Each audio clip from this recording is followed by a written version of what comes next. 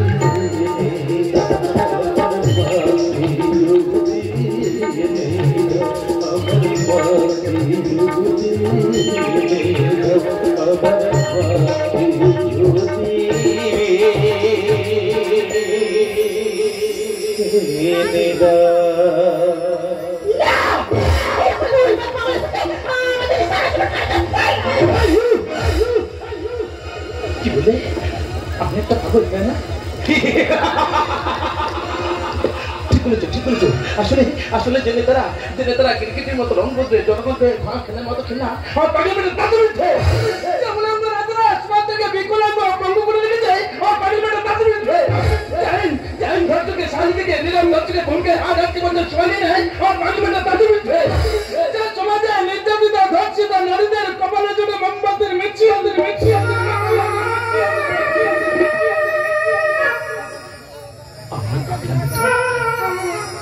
এইসব মেরুদণ্ডহীন সমাজের বিরুদ্ধে।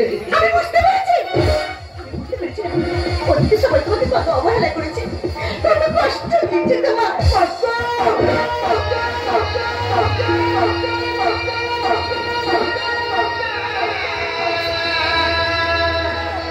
কষ্ট কি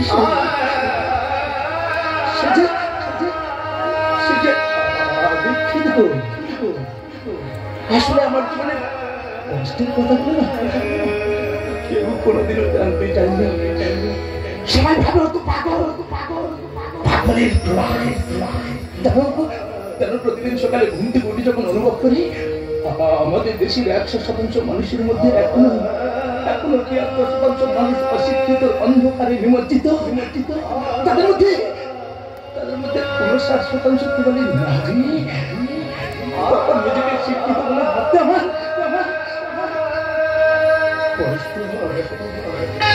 তখন দেখি মানুষ মহামারীর কবলে পড়ে, মানুষ কবলে হয়ে তাদের সন্তানদের নিবারণের জন্য মানুষের দরজা থেকে বলে আমরা কিছু সাহায্য করবো না, আমি না আমার সন্তানকে দুদিন হলো কিছু খেতে দিতে পারিনি। তারপরে নিজের খেলায় সংসারে কেমন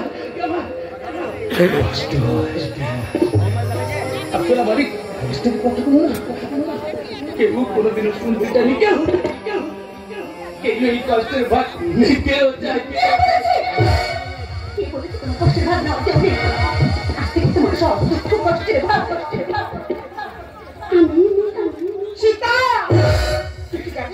তুই কি বলছিস নারীর সুখ স্বাচ্ছন্দ্য বিসর্জ দিয়ে তুই কি পারবি?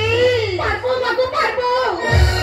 ভগবান রামচন্দ্র যদি সত্য পালনের 14 বছর বনবাসে যাওয়ার সময় মাথা জানকি তার সব দুঃখ কষ্টে ভাগ নিতে পারে, তাহলে আমি কেন পারবো?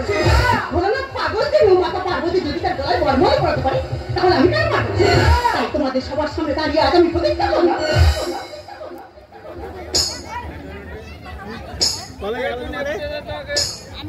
এই পাগলের সব দুঃখ কষ্টের ভাগ